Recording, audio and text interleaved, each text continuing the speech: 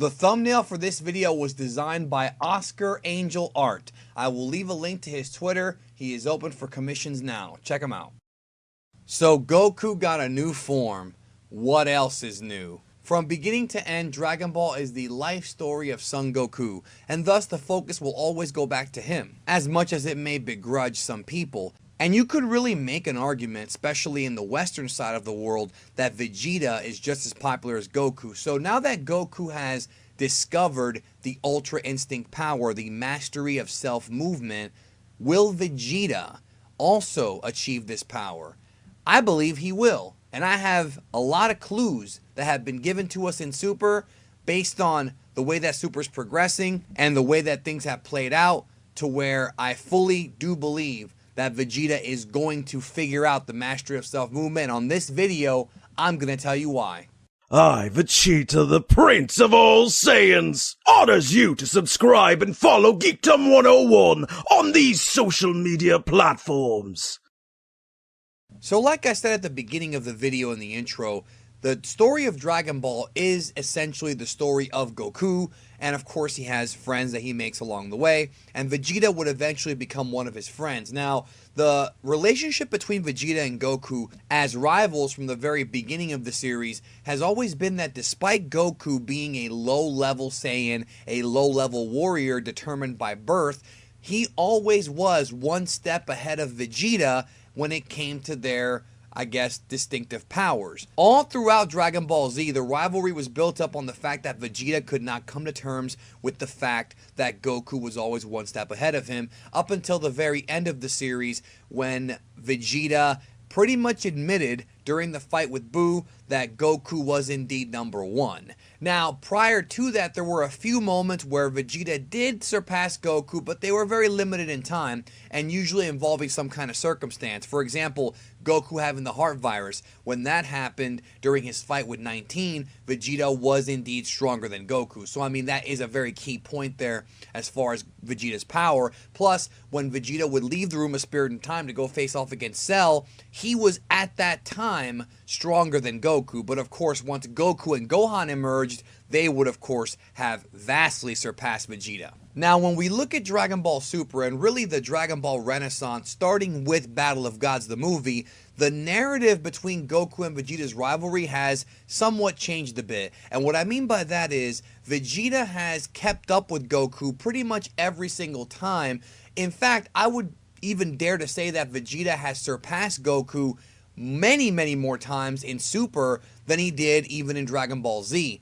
And they've really made it a point to hammer home that Vegeta and Goku throughout this series have been equals more often than not. Now, a lot of Dragon Ball fans, specifically Vegeta fans, are constantly, concerned or constantly, I guess, upset that Vegeta does not get the spotlight. Well, the thing is that it's not really Vegeta's show, but I do feel that things have changed with Super. Now, there was an interview that is constantly being cited by Dragon Ball fans with Toriyama where he said that Vegeta was not one of his favorite characters to write. But that interview was way, way back. I mean, a long time ago. And you can tell with Dragon Ball Super that things had changed. In fact, there was an interview after Battle of Gods where he said if he were to make another movie, he might make Vegeta a centerpiece of that film. And when Resurrection F came out, no, Vegeta did not kill Frieza like we all wanted him to, but he definitely looked incredibly impressive against Vegeta and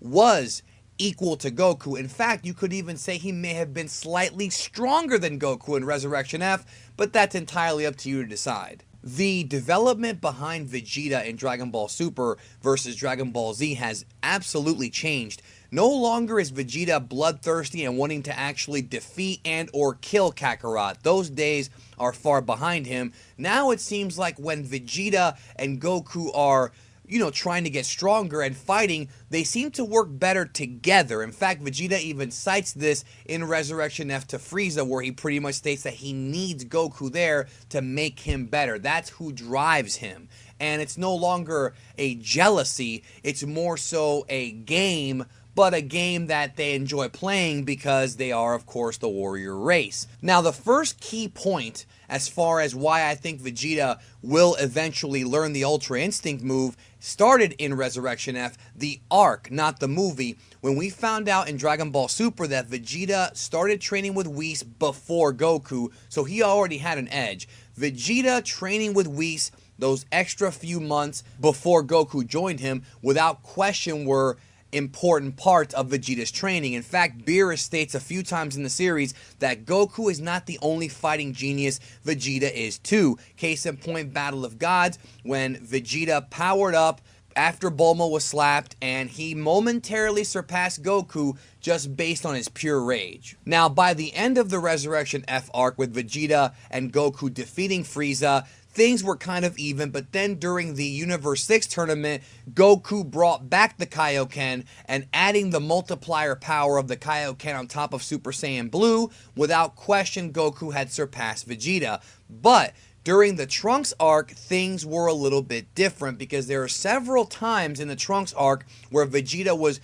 completely outperforming Goku, including the moments where Vegeta would go in the Room of Spirit and Time, train, come out, destroy the entire room, and then he would stomp a mud hole in Goku Black. And I think the most obvious time when this was apparent, I would say, is when Goku was learning the Mafuba from Roshi while Vegeta trained. Even though the Mafuba was supposed to be much more important as far as stealing away the immortal Zamasu, even though it didn't work, Vegeta was training extremely hard to get stronger, and showed it when he went to the future. Now, in between the Trunks arc and the Universal Survival arc, there's a lot of mystery there, because it's sort of implied in a way that Vegeta was kind of slacking off in his training because he was so concerned over his pregnant wife Bulma. And in those early episodes, it really did seem like Vegeta was becoming more of a husband than a fighter, kind of like Gohan, at least for a little while. But we really don't know what went on during those few weeks prior to the tournament actually beginning. It just kind of seemed like Goku was,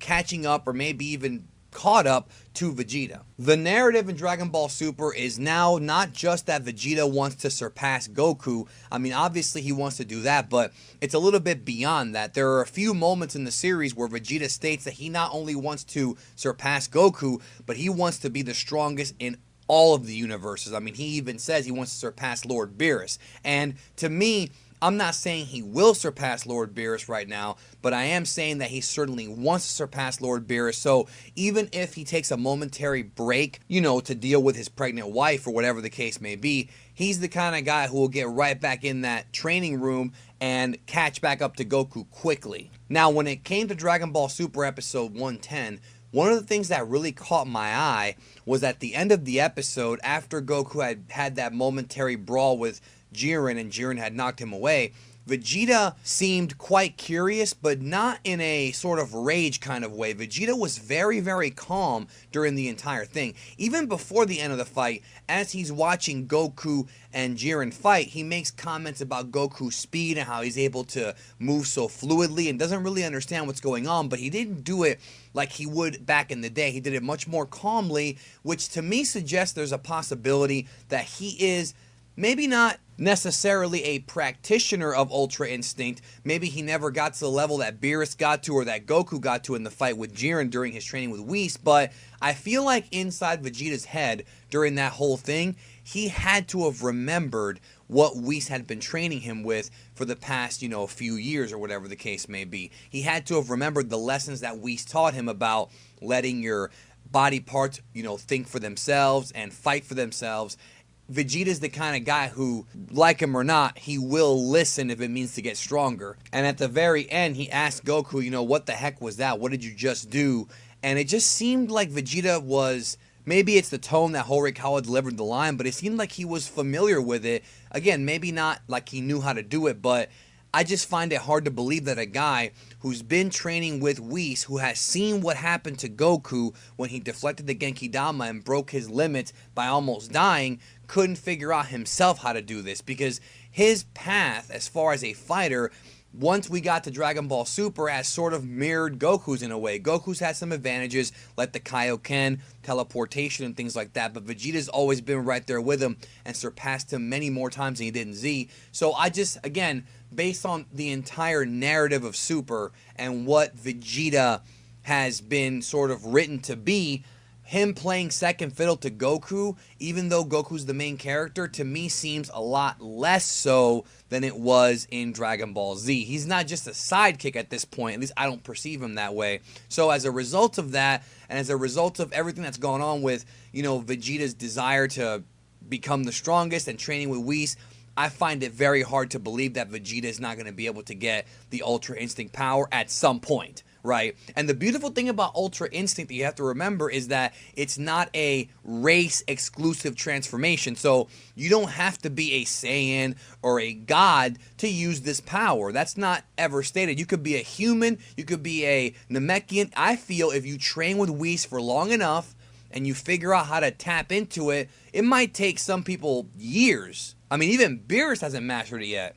I think anybody can learn Ultra Instinct, and to me, that gives the writers a much easier, I guess you can say, a much easier way out of, when they write these characters, because then they can actually give older characters power-ups if they decide to pass around Ultra Instinct to them, which I hope does not happen, but it's an easy way to do it to where it would kind of make sense, even though it's a little hard to swallow. It still makes sense based on what Ultra Instinct is, in that it is not a race-exclusive form. But Vegeta's next, in my opinion. So, what do you think? Do you think Vegeta's getting this transformation? Leave comments down below. If you are new to Geekdom 101, punch that subscribe button. And remember to hit the bell, because YouTube is weird sometimes. That way you can get notified whenever I upload a video onto this channel. I have done 3 in-depth analysis videos on Ultra Instinct. I will link those in a moment. Check those out if you haven't. Thank you,